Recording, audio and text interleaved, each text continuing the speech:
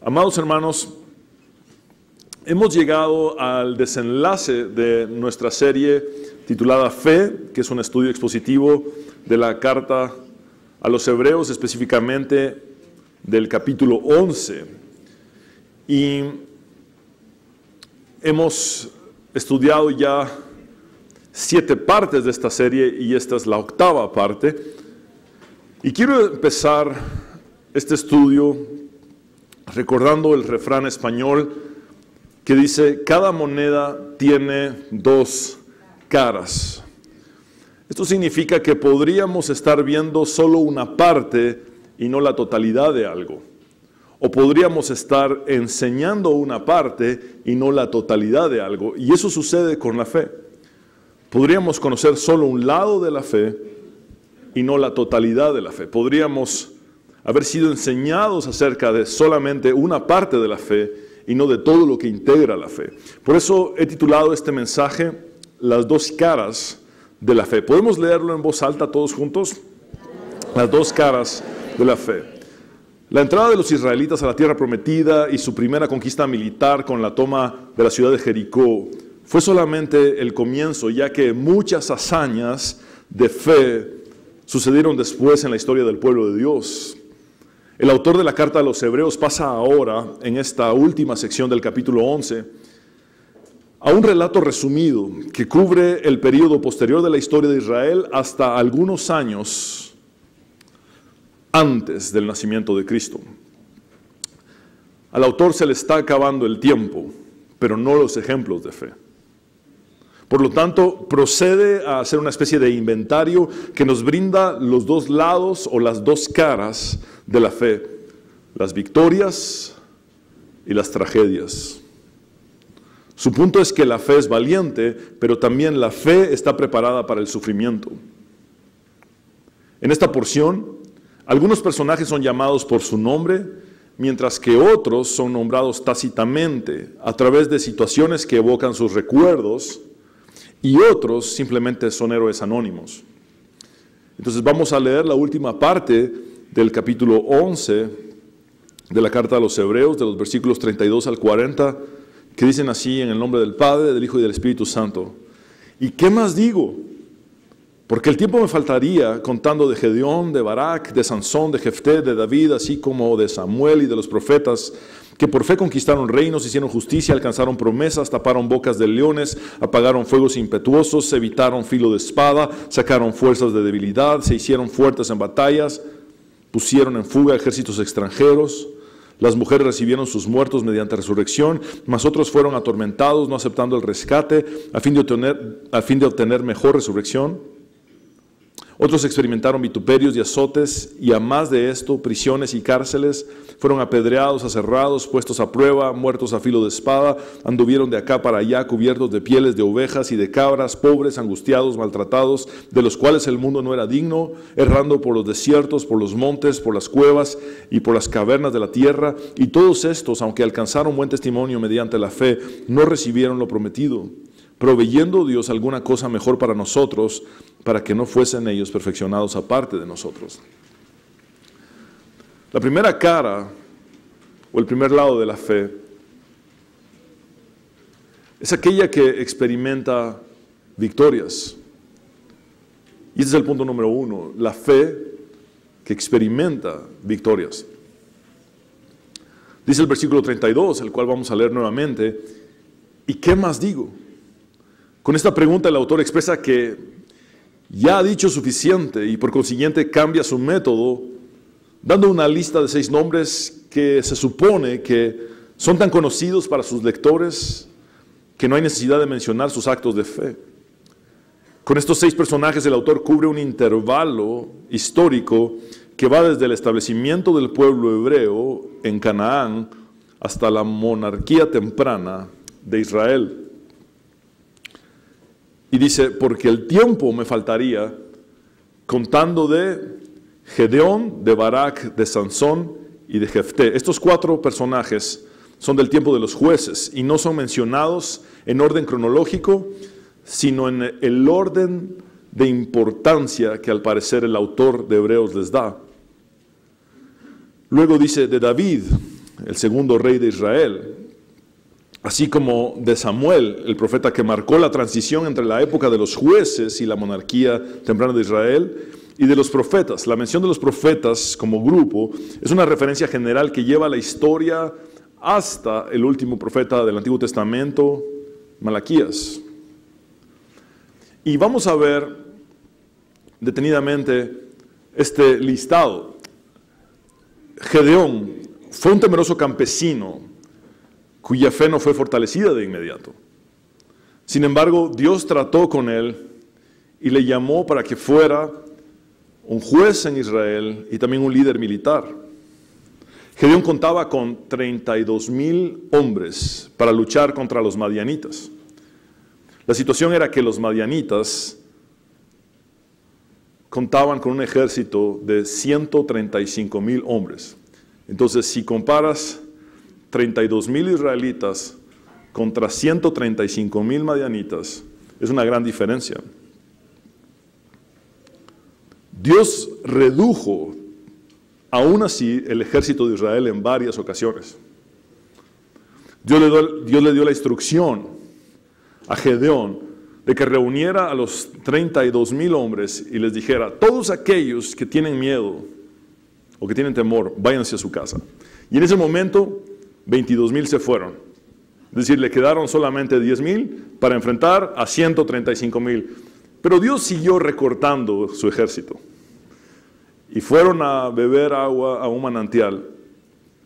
Dios le dijo que todos los hombres que se habían postrado como perros y agachado la cabeza para beber directamente del agua, debían ser descartados.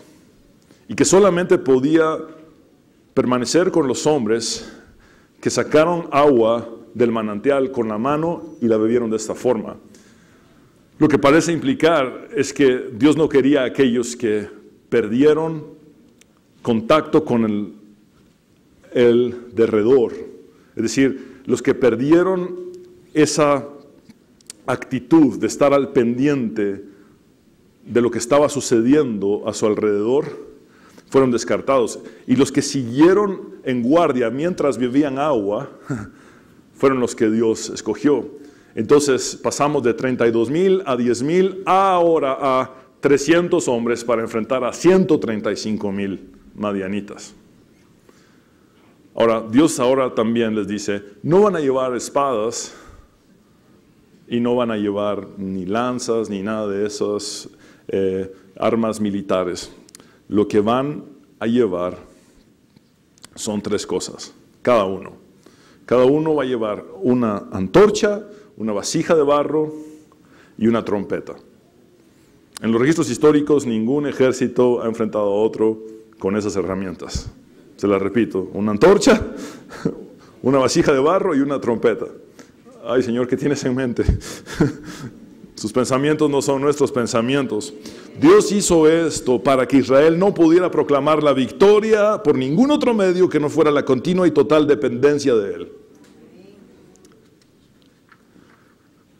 Asimismo, Dios les dijo que ellos debían ir a buscar a los enemigos. Entonces, en la oscuridad de la noche, los 300 hombres se dividieron en 3 grupos de 100 y subieron a las colinas para rodear al campamento de los madianitas, que era inmenso.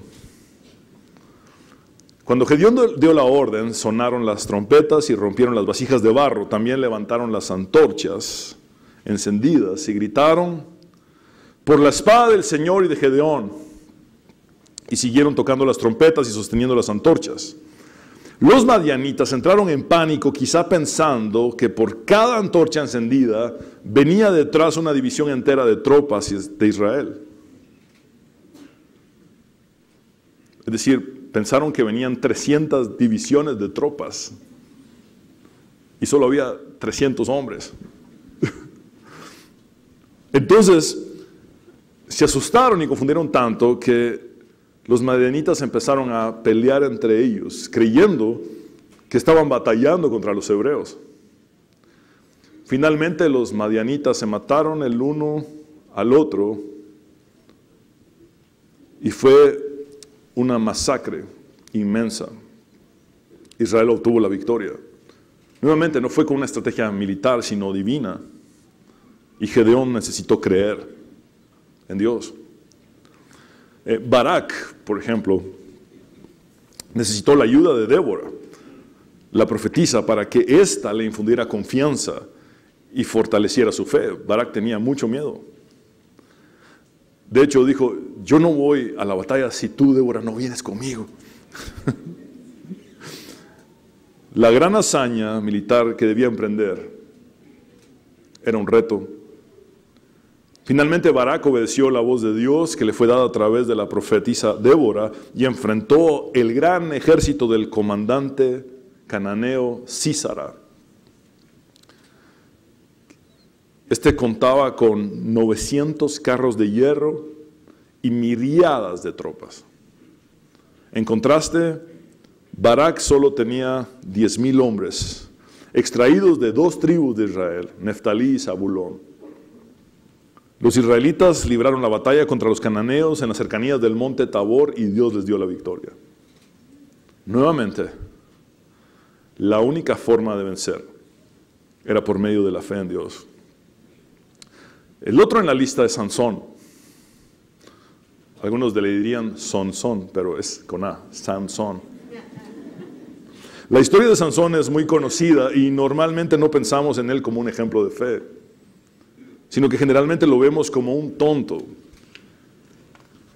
que despreció la misión de librar al pueblo de Dios de los filisteos para ceder ante sus apetitos carnales. Sin embargo, noten cómo el autor de Hebreos, inspirado por el Espíritu Santo, nos recuerda que Sansón debe ser recordado como un héroe de la fe. No olvidemos que después de que los enemigos le atraparon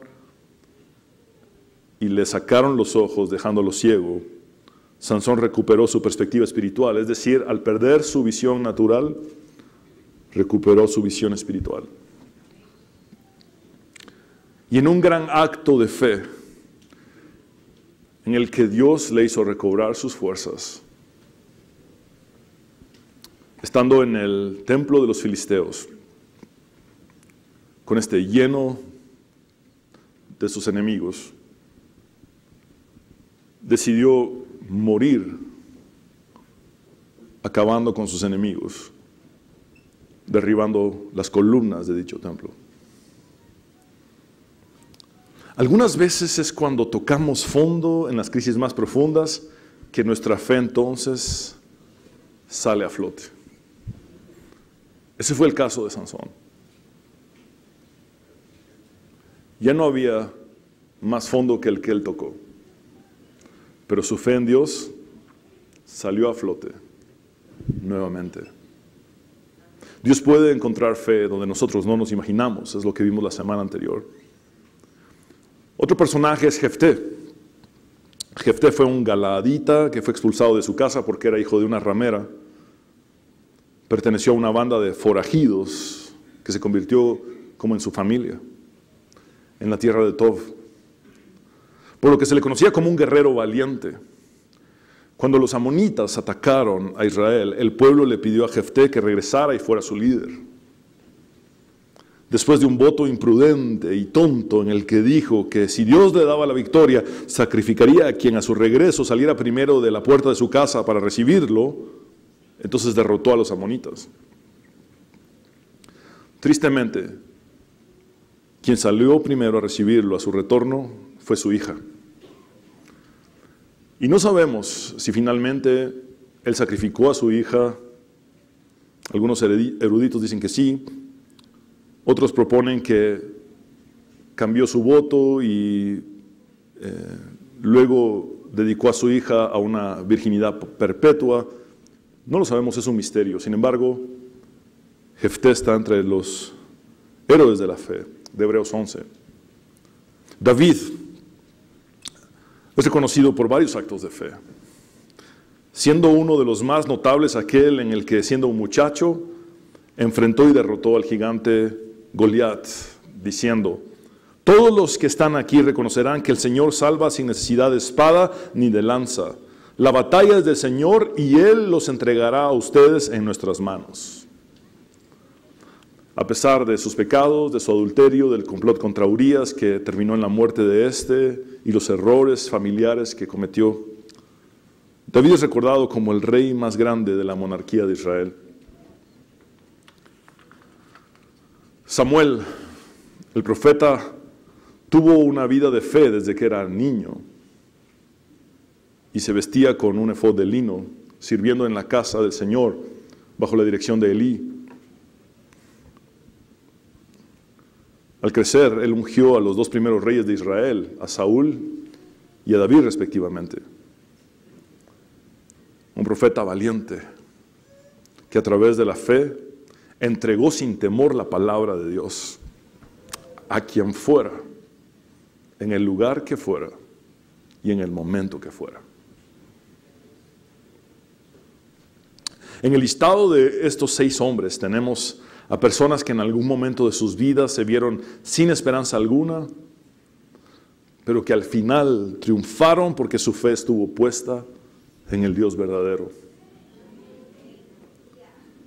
Después de mencionar a los profetas como un grupo, a partir del versículo 33 el autor de Hebreos ya no se refiere únicamente a la fe de los 6 personajes, aunque los integra, sino que escribe en un sentido más general que incluye los actos de fe de tantos personajes como les sea posible. Y dice que por fe conquistaron reinos, se refiere a las múltiples victorias registradas en el Antiguo Testamento. Hicieron justicia, es decir, los hombres de fe eligieron la justicia y se opusieron a la injusticia porque esto es lo que Dios hace. Alcanzaron promesas, esto significa vieron el cumplimiento de las promesas. Por ejemplo, Josué 21:45 dice, y ni una sola de las promesas del Señor a favor de Israel dejó de cumplirse, sino que cada una se cumplió al pie de la letra. Ahora, vean cómo sin mencionar un nombre va a evocar el recuerdo de un personaje bíblico. Dice, taparon bocas de leones. ¿Qué nombre viene a su mente en este momento? Daniel. Ahora, vean que está en plural, taparon bocas de leones, porque Sansón tapó bocas de leones, también David tapó bocas de leones, pero el personaje más destacado por esto en el relato bíblico es Daniel. Daniel desobedeció las órdenes del rey al adorar al Dios verdadero y fue puesto en el foso de los leones. Al salir con vida, Daniel le dijo al rey, mi Dios envió a su ángel y le cerró la boca a los leones. No me han hecho ningún daño porque Dios bien sabe que soy inocente. Tampoco he cometido nada malo contra su majestad. Ahora, vean cómo esta siguiente línea en el versículo 34 evoca el recuerdo de otros personajes. Apagaron fuegos impetuosos. ¿Qué nombres vienen a sus mentes? Sadrach, Mesac y Abednego, los amigos de Daniel que creyeron que Dios podía librarlos de un horno de fuego que había sido recalentado en múltiples ocasiones. Sigue diciendo, evitaron filo de espada. Esta descripción encaja con varios líderes y profetas del Antiguo Testamento que fueron librados por Dios de la muerte. Sacaron fuerzas de debilidad. Esto quiere decir que cuando no podían más, su fe en Dios renovaba sus fuerzas. Isaías, por ejemplo, dice, Él da esfuerzo al cansado y multiplica las fuerzas al que no tiene ningunas. Y esto concuerda con lo escrito con Pablo en 2 Corintios 12, 9 al 10. Y me ha dicho, bástate mi gracia, porque mi poder se perfecciona en la debilidad. Por tanto, de buena gana me gloriaré más bien en mis debilidades, para que repose sobre mí el poder de Cristo. Por lo cual, por amor a Cristo, me gozo en las debilidades, en afrentas, en necesidades, en persecuciones, en angustias, porque cuando soy débil, entonces soy fuerte. Sigue diciendo, se hicieron fuertes en batallas. Esta es una extensión del pensamiento anterior. Es decir, al sacar fuerzas de la debilidad, se hicieron fuertes en batallas. Es decir, se vio tangiblemente la fuerza que sacaron de la debilidad en medio de la guerra que libraron, a tal grado que pusieron en fuga ejércitos extranjeros. Versículo 35, las mujeres recibieron sus muertos mediante resurrección. Esta es la fe que triunfa sobre la muerte. Elías resucitó al hijo de la viuda de Sarepta. Eliseo resucitó al hijo de una acaudalada mujer sunamita. Para el autor de Hebreos, todos los héroes del pasado ilustran de alguna manera la dependencia de Dios, y esto se interpreta en términos de fe. Quiero leer a Juan Calvino en el comentario que hace de la epístola a los Hebreos. No hubo ninguno cuya fe no flaqueara. Así, en todos los santos siempre se encontrará algo reprochable. Sin embargo, su fe, aunque débil e imperfecta, es aprobada por Dios. No hay razón, por tanto, para que los errores bajo los cuales trabajamos nos derroten o descorazonen, con tal de que por la fe sigamos adelante en la carrera de nuestro llamamiento. Es decir, ninguno de estos personajes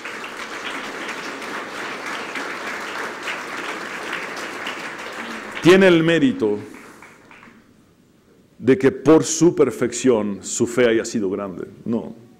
Todos cometieron errores, todos flaquearon y todos tuvieron una fe imperfecta, pero puesta en el Dios perfecto, que les dio la victoria. Ahora, la otra cara de la fe, o el otro lado de la fe, es aquella fe que sufre tragedias. Y es el punto número 2. La fe que sufre tragedias. Es de gran importancia para todos los cristianos el poder comprender que la vida de fe no siempre implica el éxito según los estándares mundanos. Carson advierte que este es el lado de la fe que los falsos maestros evitan enseñar. En los siguientes versículos, el autor de Hebreos presenta una serie de ejemplos de fe de aquellos que mostraron resistencia ante diversas penalidades y padecimientos. Por favor, noten que estos sufrientes también aparecen como héroes de la fe, no como derrotados de la fe, ni como fracasados de la fe. Están en la galería de los héroes de la fe de Hebreos 11, porque su fe fue victoriosa por sobre sus circunstancias adversas. En otras palabras, sus victorias no fueron dependientes de sus finales felices en un mundo caído.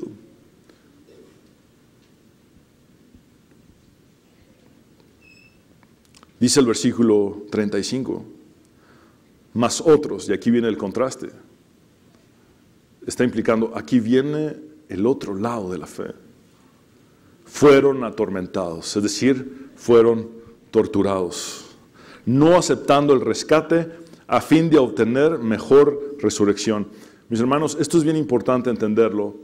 El autor de la carta a los Hebreos no se limita a la historia bíblica del Antiguo Testamento. En este momento está hablando de personajes del período intertestamentario. ¿A qué me refiero con esto?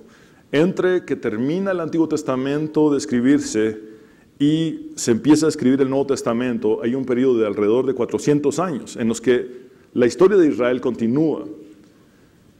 Y durante ese periodo intertestamentario hubo un grupo llamado los Macabeos. Y los mártires macabeos es a los que está aludiendo el autor de la carta a los Hebreos. ¿Por qué? Porque no hacía muchos años estos mártires macabeos habían sufrido por su fe. Y los lectores de la carta a los Hebreos originales, los destinatarios del primer siglo, conocían muy bien esta historia. Mis hermanos, Estos macabeos se opusieron a negar sus principios, aun cuando se les ofreció que si lo hacían, serían librados. Ellos prefirieron poner sus esperanzas en la resurrección corporal futura. Por favor, noten que cuando el autor de Hebreos dice en el versículo 35, a fin de obtener una mejor resurrección, está haciendo un contraste con la resurrección de la que he hablado anteriormente. ¿De qué resurrección habló? Bueno, dice, las mujeres recibieron sus muertos mediante resurrección. ¿Qué mujeres? La viuda de Sarepta y la mujer sunamita. Ambas vieron la resurrección de sus hijos. Ahora, ¿qué pasó con los hijos de estas? Cuando pasaron los años, murieron. ¿Por qué los macabeos pusieron sus miradas en una mejor resurrección? Porque hablan de la resurrección corporal futura. Esta resurrección que es definitiva, que no experimenta muerte posterior. Ahora, para estos macabeos fue mejor morir esperando dicha resurrección que seguir viviendo en una existencia terrenal en la que se les negara el derecho a sus convicciones.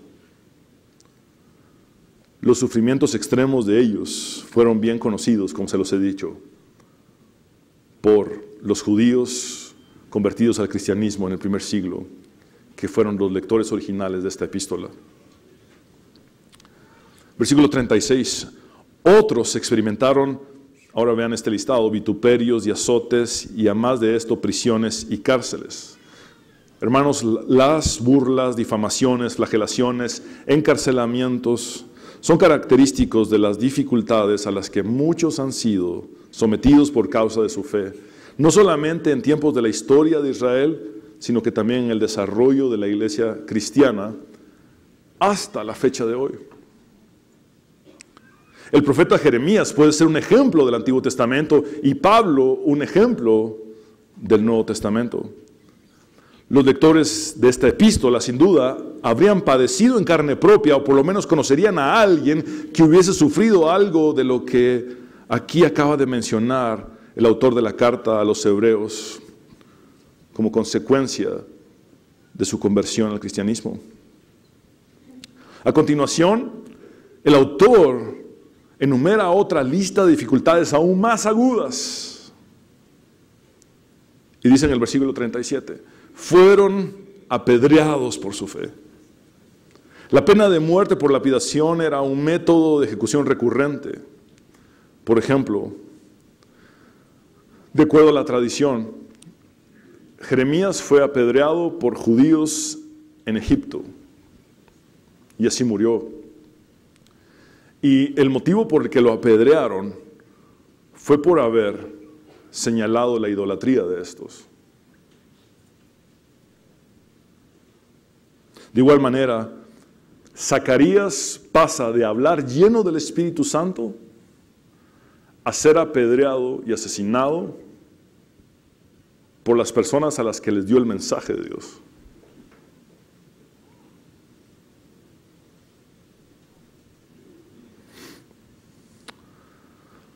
Hay una palabra muy fuerte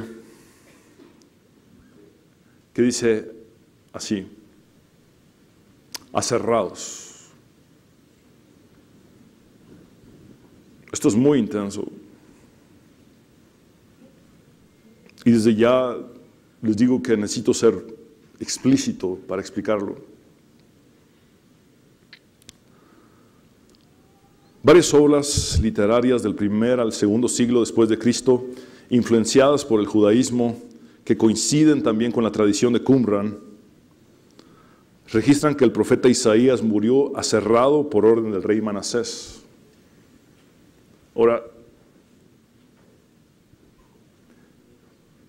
esto significa que más allá de haber sido cortado con una sierra a la mitad por la cintura, lo cortaron de una forma, no sabemos si de arriba hacia abajo o de abajo hacia arriba, en la que separaron completamente el lado derecho de su cuerpo del lado izquierdo de su cuerpo, por su fe.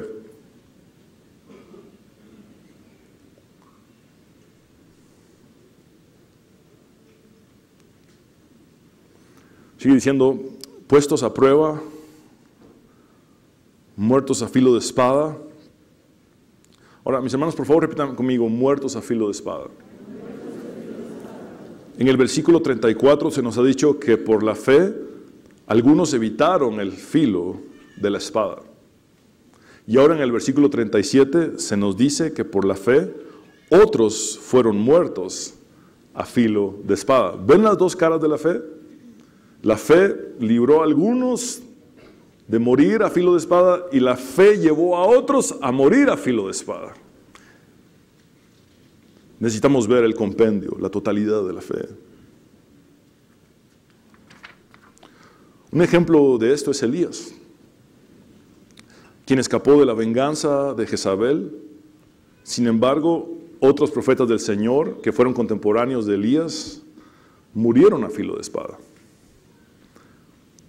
El mismo Elías lo dice cuando se está desahogando ante el Señor: he sentido un vivo celo por Jehová, Dios de los ejércitos, porque los hijos de Israel han dejado tu pacto, han derribado tus altares y han matado a espada a tus profetas. Y solo yo he quedado, y me buscan para quitarme la vida. De igual manera, el profeta Jeremías fue librado de morir en manos del rey Joacim. Sin embargo, el profeta Urías, contemporáneo de Jeremías, fue asesinado por Joacim a filo de espada. Por fe vivió uno y por fe murió el otro.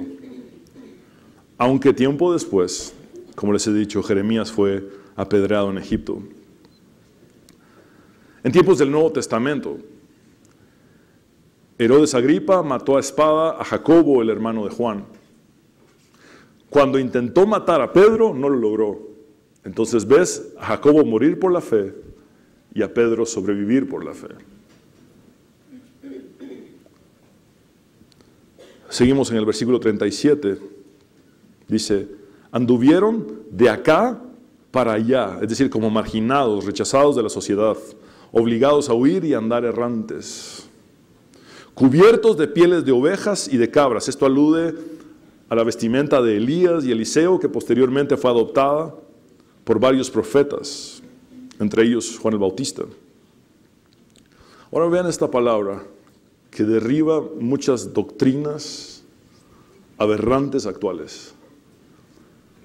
Pobres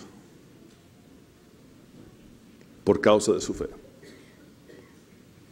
Mis hermanos, ante la plaga del falso evangelio de la prosperidad,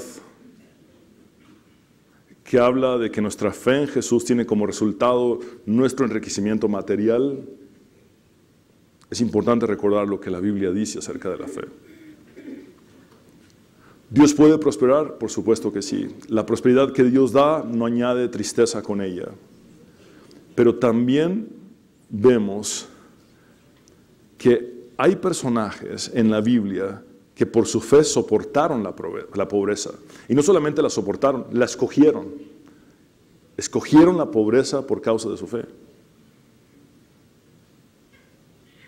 En lugar de gozar de los lujos de la vida, carecieron incluso de lo más básico. Al igual que Moisés, muchos dejaron las comodidades porque valoraron más las realidades divinas y espirituales del llamado de Dios.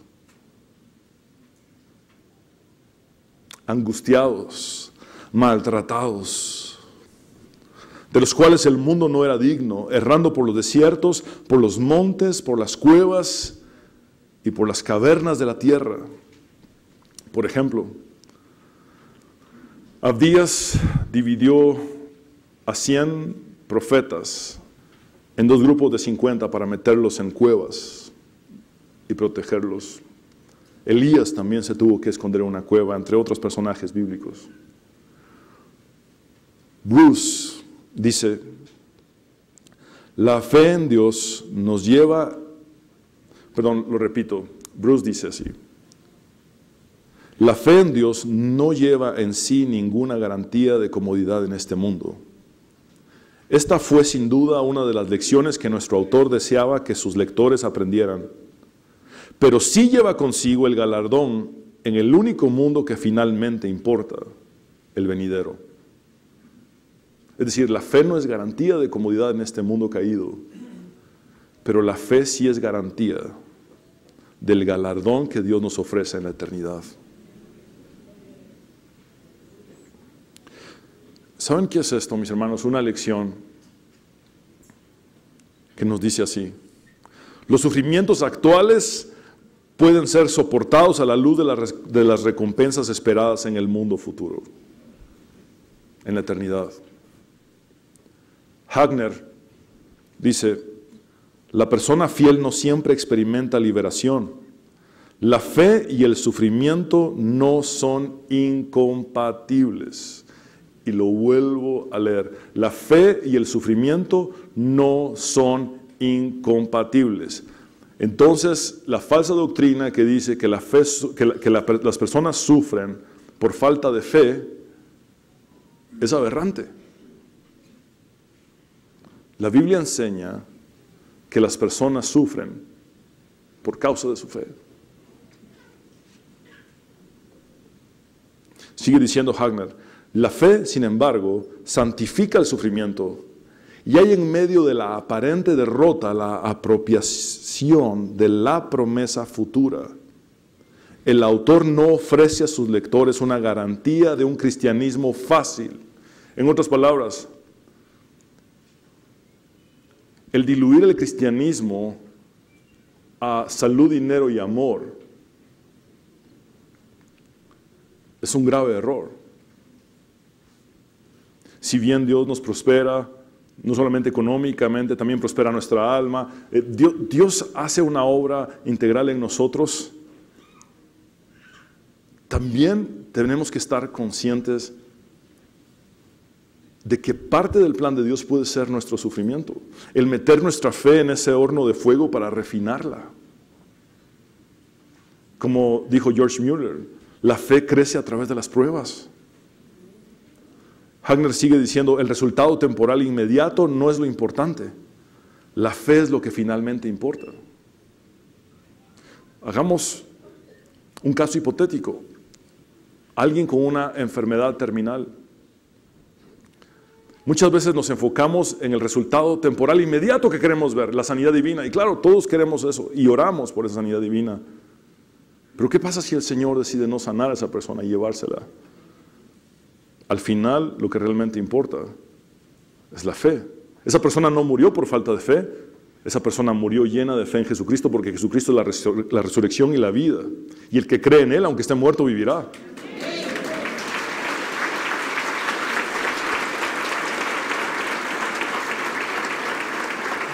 Gracias, Jesús.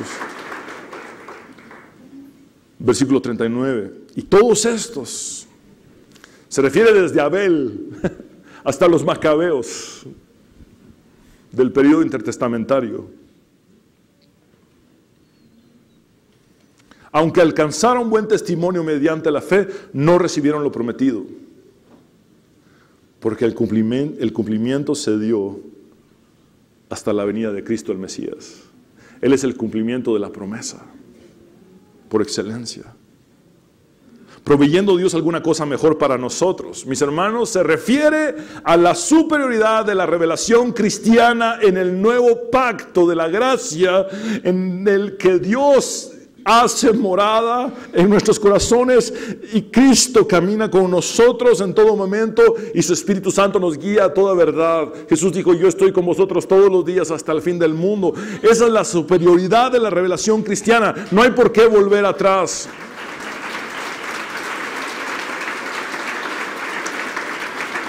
Por eso es extremadamente ridículo el ver a cristianos tratando de practicar el judaísmo, porque es retroceder. Jesús fue judío, pero su mensaje no fue judío. Su mensaje no es de este mundo, pero es para todo el mundo. Porque de tal manera amó Dios al mundo, para que todo aquel que en Él cree, que dio a su Hijo unigénito, porque de tal manera amó Dios al mundo, que dio a su Hijo unigénito para que todo aquel que en Él cree no se pierda, mas tenga vida eterna. Digámoslo juntos: porque de tal manera amó Dios al mundo, que ha dado a su Hijo unigénito para que todo aquel que en Él cree no se pierda, mas tenga vida eterna. Es a todo el mundo. Es a todo el mundo. Y la iglesia de Jesucristo es ahora el pueblo de Dios. Mis hermanos, sigue diciendo el texto, para que no fuesen ellos perfeccionados o completados aparte de nosotros. El autor de la carta a los Hebreos explica la relación entre los santos del Antiguo Testamento y quienes integramos ahora la iglesia cristiana, siendo el pueblo de Dios. El escritor resalta que el plan de Dios está siendo cumplido. En otras palabras, las victorias de la fe, las tragedias de la fe, todo esto ha sido parte del plan de Dios. Asimismo, el autor parece estar pensando en ese estado final al que seremos llevados en el reino de Cristo cuando nuestra salvación sea plena. Juan lo dice en su primera carta de esta manera: amados, ahora somos hijos de Dios y aún no se ha manifestado lo que hemos de ser. Pero sabemos que cuando Él se manifieste, seremos semejantes a Él porque le veremos tal como Él es. Anhelamos eso con todas nuestras fuerzas, con todo nuestro corazón.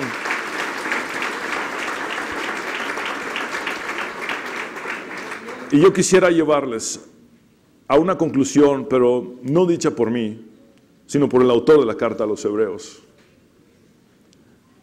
En Hebreos capítulo 12, versículos del 1 al 3, vean con qué palabras empieza. Por tanto. ¿Saben qué significa esto? Como consecuencia de lo que les he dicho anteriormente, como resultado de lo que les he dicho anteriormente en el capítulo 11, nosotros también, teniendo en derredor nuestro tan grande nube de testigos, despojémonos de todo peso y del pecado que nos asedia, y corramos con paciencia la carrera que tenemos por delante, puestos los ojos en Jesús, el autor y consumador de la fe, el cual por el gozo puesto delante de Él sufrió la cruz, menospreciando el oprobio, y se sentó a la diestra del trono de Dios. Considerad a aquel que sufrió tal contradicción de pecadores contra sí mismo, para que vuestro ánimo no se canse hasta desmayar.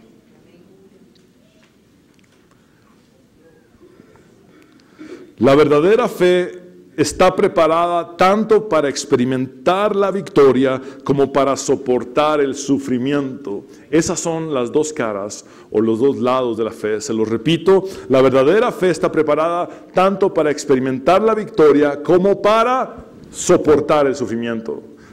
Bueno, una cara de la fe, experimentar la victoria. La otra cara de la fe, soportar el sufrimiento. El mejor ejemplo que puedo darles es el de Sadrach, Mesach y Abednego. Cuando ellos son sentenciados a ser quemados en un horno de fuego que había sido recalentado en múltiples ocasiones, ellos no sabían el desenlace. Es decir, nosotros sabemos el final de la historia. Pero pongámonos en los zapatos de ellos en el momento en el que el hombre más poderoso sobre la faz de la tierra los sentencia a morir quemados. Ellos no saben qué va a pasar. Solo hay dos posibilidades. O Dios los libra, o Dios permite que mueran quemados. Pero están en las manos de Dios. Y eso es fe. Entonces ellos dicen, sin saber el desenlace, lo siguiente: si se nos arroja al horno en llamas, este es un lado de la fe, el Dios al que servimos puede librarnos del horno y de las manos de su majestad. Pero aquí está el otro lado de la fe. Aun si nuestro Dios no lo hace así, sepa usted que no honraremos a sus dioses ni adoraremos a su estatua, sino solamente al Dios verdadero.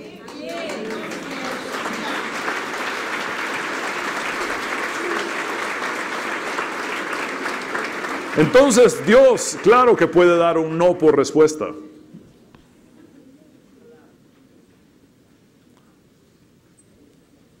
Vean cuánto daño han hecho las falsas doctrinas en nuestra amada Latinoamérica, que no se predica la completitud de la fe. Mis amados hermanos, ¿saben qué significa esto en nuestra práctica? Si alguien está enfermo entre nosotros, no sabemos el desenlace, pero sabemos cuáles son los dos lados de la fe. El primer lado de la fe es que reconocemos el poder ilimitado del Dios Todopoderoso para sanar toda enfermedad. Y por eso oramos por un milagro.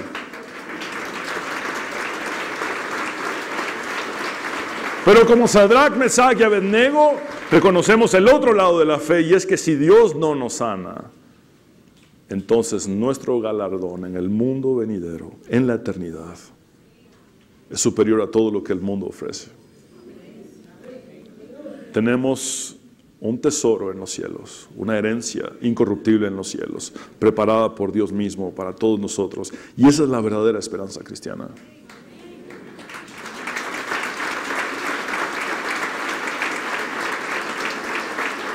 Si estás pasando por una situación adversa, entonces ahora puedes entender mi fe en Dios puede llevar esta situación a resolverse. O si esta situación no se resolviera e incluso empeorara, mi fe en Dios me va a sostener en medio de todo. Esa es la certeza resuelta, la seguridad dinámica en la que el verdadero cristiano que conoce la verdadera fe vive, no dependiente de las circunstancias y no dependiente del desenlace o de un final feliz en un mundo caído, sino dependiente absolutamente de Dios, de su soberanía, de lo que Dios quiera hacer, de lo que Dios decida hacer o no hacer. Eso es fe. Mi fe está puesta en el Dios verdadero. Por eso Jesús en el Getsemaní dice: Padre mío, si es posible, pase de mí esta copa o este sufrimiento, pero no se haga mi voluntad sino la tuya. Jesús es el mismo ejemplo y el mejor ejemplo de que puede orar pidiéndole a Dios lo que Él anhela en ese momento. Él no sentía ganas en su humanidad de ir a la cruz, pero entiende que más allá de sus deseos personales, en su humanidad, por sobre todo está la voluntad divina de su Padre.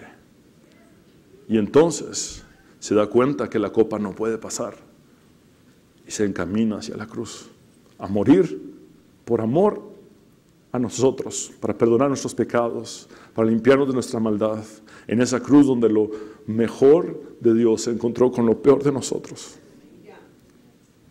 Y fuimos salvados, mis amados hermanos. Eso es fe. Hemos estudiado el capítulo más prominente que trata de la fe en el Nuevo Testamento, en su totalidad. Y hemos podido entonces entender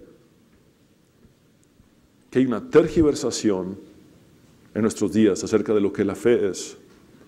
Por otro lado, hay una tendencia a solo predicar un lado de la fe, cuando hoy entendemos que el autor de la carta a los Hebreos quiere que nos aseguremos, y especialmente el Espíritu Santo que inspiró al autor de la carta a los Hebreos, quiere que nos aseguremos que entendamos los dos lados de la fe. La fe que experimenta victorias, pero la fe que puede resistir y soportar las tragedias, el sufrimiento y los padecimientos, y seguir firme en el único Dios verdadero y Señor de todo, Padre, Hijo, Espíritu Santo, Dios Trino.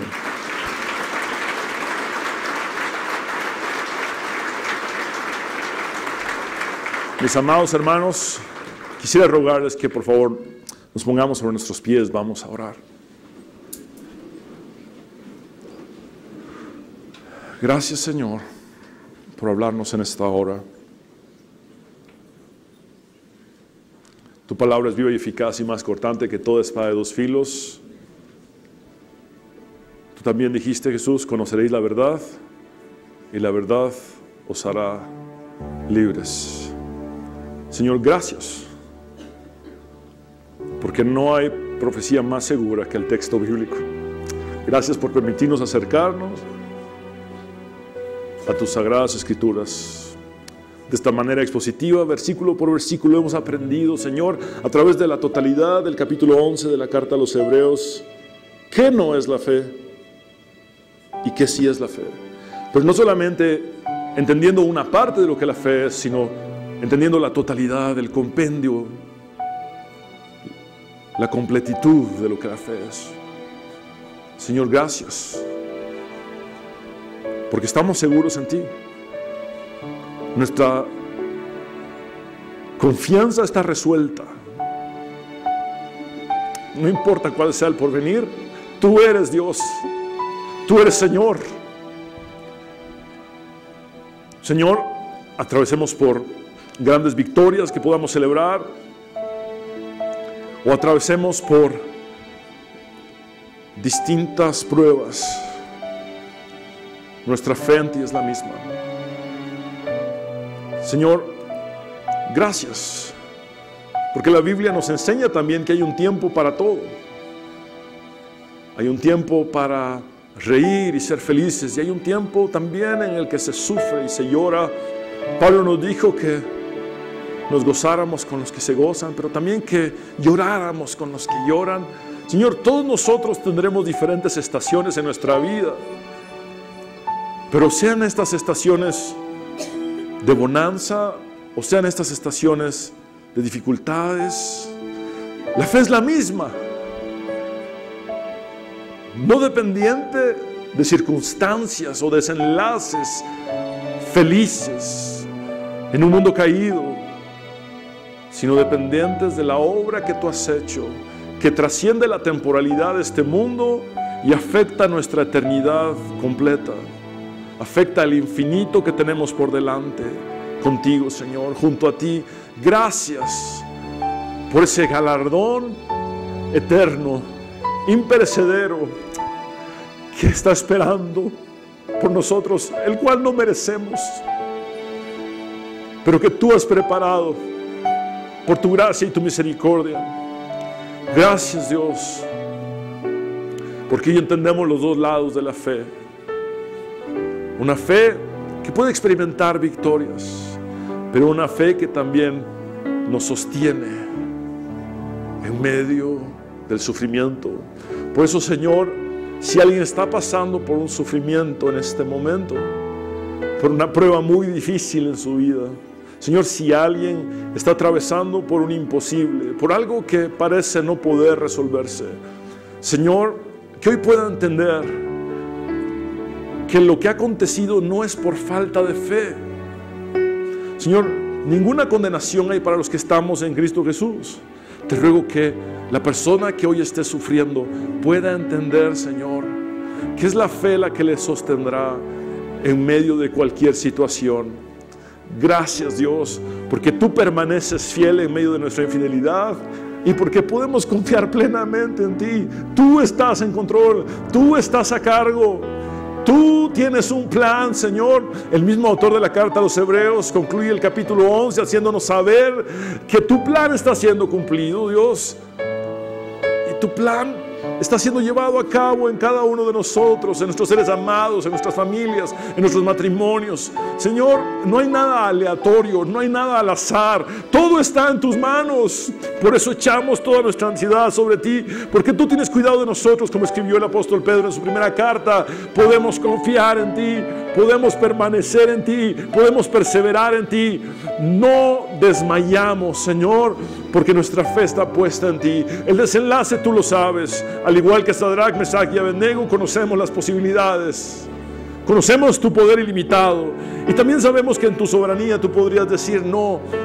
Pero estamos seguros eternamente en ti, porque tú eres el buen y gran pastor que no nos soltará jamás, que nada ni nadie nos arrebatará de tu mano, porque nada ni nadie nos separará de tu amor, poderoso Dios.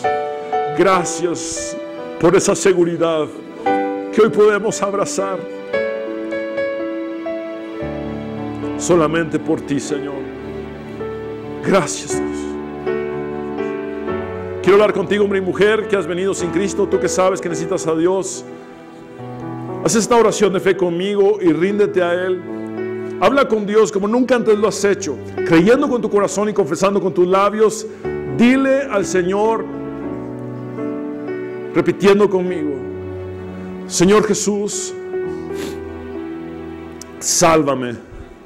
Reconozco que soy pecador, pero también sé que moriste en la cruz para perdonar mis pecados y que resucitaste al tercer día para darme la victoria y la vida eterna. Creo en ti, Jesús. Me rindo a ti, Jesús. Me entrego a ti tal cual estoy, tal cual soy. En tu nombre, Jesús, hemos orado. Amén.